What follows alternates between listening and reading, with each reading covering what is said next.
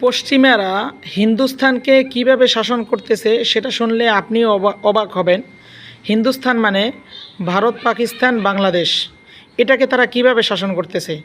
দেখুন, পূর্বে আমাদের এই হিন্দুস্থানে শাসন ছিল মুঘলদের, আর মুঘলরা হচ্ছে মুসলিম। এই মুসলিমরা যাতে ক্ষমতায় না আসতে পারে, হ্যাঁ, অন্য ধর্মের লোকরা যাতে আসতে পারে, তাদের হাতে যাতে ক্ষমতা না থাকে মুসলমানদের হাতে, সে কারণে কীভাবে ছলছাতুরি করা হয় একটু ভালো করে লক্ষ্য করেন। যখন ব্রিটিশরা আমাদের থেকে সরে যেতে বাধ্য হয়, অর্থাৎ হিন্দুস্তান ছাড়তে বাধ্য হয়, আমরা যখন তাদেরকে তাড়িয়ে দেই, তখন তারা কোনোভাবেই মানতে পারছিল না যে মুসলমানরা পুনরায় আবার এই ক্ষমতা পেয়ে যাক। কারণ আওয়ামী লীগের পরে বিএনপি আসে, বিএনপির পরে আওয়ামী লীগ আসে, বৃহত্তম দলটাই কিন্তু আসার সম্ভাবনা বেশি থাকে।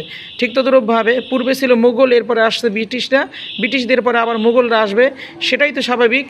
পশ্চিমারা ভালোভাবেই বুঝলো, অর্থাৎ ব্রিটিশরা ভালোভাবেই বুঝলো মুসলমানদেরকে একটা জেলখানায় বন্দি করা দরকার, অন্যথায় অন্য দেশে বিতাড়িত করা দরকার, যাতে করে পুরো হিন্দুস্তান তারা শাসন না করতে পারে। সে কারণে দেখতেছে মুসলমানদেরকে তো অন্য দেশে তাড়ানো সম্ভব না, কারণ তাদেরকেই তো আমরা তাড়িয়ে দিচ্ছিলাম।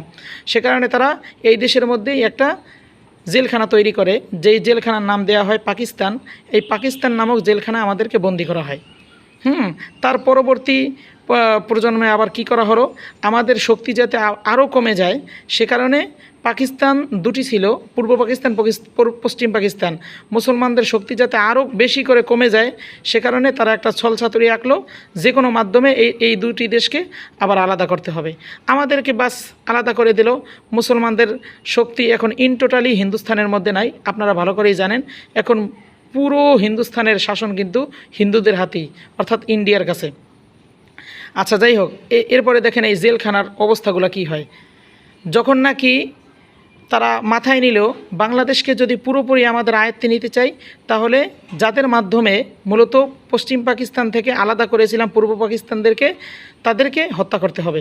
সে কারণে সেই বাজেটে পড়ে যায় বঙ্গবন্ধু শেখ মুজিবুর রহমান, তাকে হত্যা করা হয়, এবং জিয়াউর রহমান তাকেও পর্যায়ক্রমে হত্যা করা হয়। যেহেতু তারা চেয়েছিল বাংলাদেশের কল্যাণ, অর্থাৎ পাকিস্তান থেকে আলাদা করার ক্ষেত্রে তাদেরই ভূমিকা বেশি ছিল, তাদেরকে দিয়ে কাজটা করাইছে। এতে যখন তাদেরকে হত্যা করে ফেললো, বাংলাদেশটা আরও অচল হয়ে পড়লো, সাধারণ জনগণ একদম দিশেহারা হয়ে পড়লো।